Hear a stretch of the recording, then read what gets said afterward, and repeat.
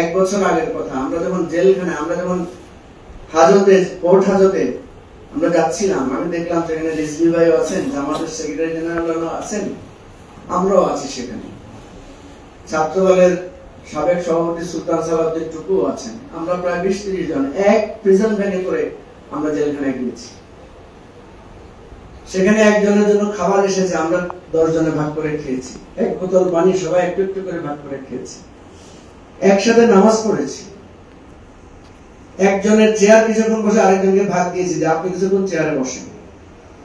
একজনের বালিশ একজনের ভাগাভাগি করে নিয়েছি। তখন তো মনে হয় না যে কে চাঁদাবাজ আর কে রাজাকার। তাহলে এখন আপনাদের কেন মনে হচ্ছে?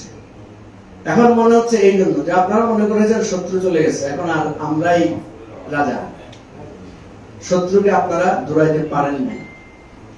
আপনাদের এত 20 লাখ 30 লাখ লোকের সমাবেশ, এত শক্তি, এত টাকা পয়সা, এত বাহাদুরি, আপনারা কেউ কারোকে ফ্যাসিবাদের বিরুদ্ধে সংগ্রাম করে বিজয়ী হতে পারেন না। এটা সত্য কথা। একজন আরেকজনকে মারতে পারবেন, একজন আরেকজনের সাথে লাগতে পারবেন, একজন আরেকজনের ক্যাম্পাস দখল করতে পারবেন, কিন্তু ফ্যাসিবাদের ক্যাম্পাস কেউ দখল করতে পারেন না। আমি চট্টগ্রামের সন্তান। চট্টগ্রাম কলেজ, মহসিন কলেজ, চট্টগ্রামের এমন কোন শিক্ষা প্রতিষ্ঠান নাই যেখানে আমরা যাই নাই, বক্তব্য দিই নাই, কথা বলি নাই ছাত্রদের সাথে। এই লাস্ট ইয়ার যেটা গেছে, সেখানে পাহাড়তলী কলেজও ছাত্রলীগের দখলে গেছে, পলিটেকনিকও ছাত্রলীগের দখলে গেছে, চিরাং কলেজ, মহসিন কলেজও ছাত্রলীগের দখলে গেছে। এগুলো আপনারা সাক্ষী আছেন, আমি কোনো কিছু বানাই বলছি, যদি ইতিহাসে হয় নাই কখন। ইতিহাসে বহুবার ক্ষমতার অদল বদল হয়েছে, কিন্তু এবারের মতো এই ফ্যাসিবাদী একচ্ছত্র আধিপত্য অতীতের মতো কখনো হয় নাই। আমরাও ছাত্রলীগের সাথে লড়াই করে ক্যাম্পাসের অর্ধেক হারিয়েছি, কিন্তু কিছু হলেও আমরা কি রেখেছি? আমাদের কর্তৃত্ব নিয়ন্ত্রণ ছিল। কিন্তু এবারেই প্রথম একেবারে অ্যাবসলিউটলি জিরো হয়ে গেছেন সবাই, সব জায়গায়। সেই জায়গায় এটা আল্লাহর রহমত। আমি কেন বলছি? আমরা ময়দানে থেকে দেখি, আমি চিন্তা করেছি কি ব্যাপার। 28 অক্টোবর আমরা 10 লাখ লোকের সমাবেশ আধা ঘন্টার মধ্যে পুলিশ তুলে দিয়েছে। 5ই মে 2013 সাল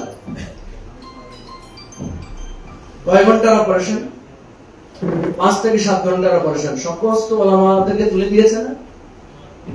কিন্তু আপনি আগস্টের, জুলাইয়ের শেষ সময় এসে আগস্টে দেখেন, ওই যে যাত্রাবাড়ি 1 সপ্তাহ পারে নাই পুলিশ তুলে দিতে।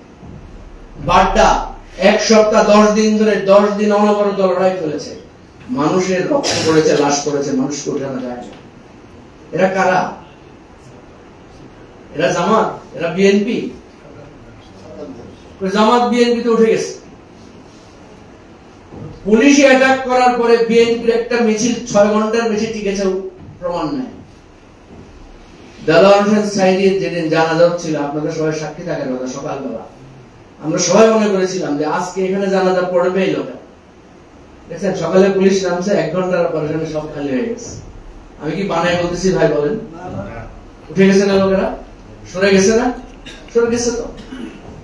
কিন্তু জুলাই আগস্টে পুলিশ বলছে একটা মারি, একটা গুলি করি, একটা পড়ে, আরেকটা তো যায় না। এই প্রথম। এটা কিভাবে হয়েছে? এটা এই যে আমার আপনার ওই সন্তানের কষ্ট, তিল তিল করে দোয়া, তিল তিল করে জমা ক্ষোভ, দীর্ঘশ্বাস, এই যে প্রেস ক্লাবে ঢুকতে পারি না আমি আপনি, এই যে মনের মধ্যে একটা ব্যথা ছিল, বেদনা ছিল, চাকরি হারিয়েও সন্তানের কাছে বলতে পারে না। আমার চাকরি যাওয়ার পরে ক্যাম্পাস যখন, আমাদের টেলিভিশন যখন বন্ধ হয়ে গেছে, ছেলে জিজ্ঞেস করে বাবা অফিসে যাও না কেন? আমরা তো বাচ্চাদেরকে বলি না যে আমাদের অফিস বন্ধ হয়ে গেছে, কারণ ওরা তো বুঝবে না। মানে বলছে আজকে ছুটি আছে, বাবা ছুটি চলতেছে, ওদেরকে বুঝাইছে। সুতরাং 1 বছরের মধ্যে আমরা তো ভুলে গেলাম এত বড় একটা বিপ্লব, বিদ্রোহ। এই যে দেখেন, এই 1400-1500 লোক জীবন দিয়েছে। কে আবু সাইদ, কে মুগ্ধ? আমরা কি চিন্তাম এদেরকে? বাদ দেন ওদের কথা। এই যে নাহিদ, সার্জিস, নাম শুনেছেন কখনো এদের? নামও তো শুনেন না। আমরা হয়তো শুনেছি, ওরা অনেকদিন থেকে ঢাকা বিশ্ববিদ্যালয়ে একটা ছাত্র আন্দোলন করেছে, আমরা তাকে চিনতাম। জানতাম। এমন অনেকদিন গেছে আমরা আসছে অফিসে আমরা কথাও বলি না, গুরুত্ব দিই না। আজকে হয়তো ওদের অনেক দোষ ত্রুটি দেখছি, আমরা সমালোচনা করছি, কিন্তু এদের হাত ধরেই ওই অজানা অচেনা লোকদের রক্ত দিয়ে এই পরিবর্তনটা এসেছে। সেই জন্য আমি আপনাদেরকে বলবো, আপনারা সুদৃঢ় থাকেন।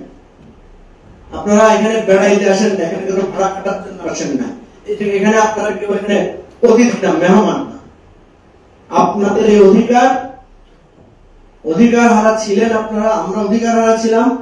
এই অধিকার যেভাবে আমরা আল্লাহর তরফ থেকে বা জনগণের রহমতের মধ্য দিয়ে, কষ্টের মধ্য দিয়ে, রক্তের মধ্য দিয়ে পেয়েছি, এই অধিকারকে আমরা ন্যায়সঙ্গত ভাবে ন্যায় বিচারের মধ্য দিয়ে করব। আমরা স্পষ্ট করে বলেছি, আওয়ামী লীগকেও আমরা ক্ষমা করতে চাই, ফ্যাসিবাদকেও আমরা একটা রিকনসিলিয়েশনের প্রসেসের মধ্য দিয়ে আমাদের শ্রুত ধারায় আমরা ওদেরকে রাখতে চাই। কিন্তু ভাই, তাকে তো তার ভুল স্বীকার করতে হবে, তাকে তো ক্ষমা চাইতে হবে। ভুল করার পরও, গণহত্যা করার পরও, লুটপাট করার পরও, এই দেশ এবং জাতিকে ধ্বংস করার পরও যারা গলা উঁচু করে কথা বলে, ওদের ভাই কপালে মায়ের ছাড়া তো আমাদের আর কিছু দেয়ার নাই তাদের। আমরা যে তাদেরকে ক্ষমা করব, আমরা যে তাদেরকে বুকে টেনে নেব, সেই সদিচ্ছা, সেই ইচ্ছা যদি না থাকে, তারা যদি আমাদেরকে পিঠ দেখায়, তাহলে আমাদের তো কিছু করার নাই।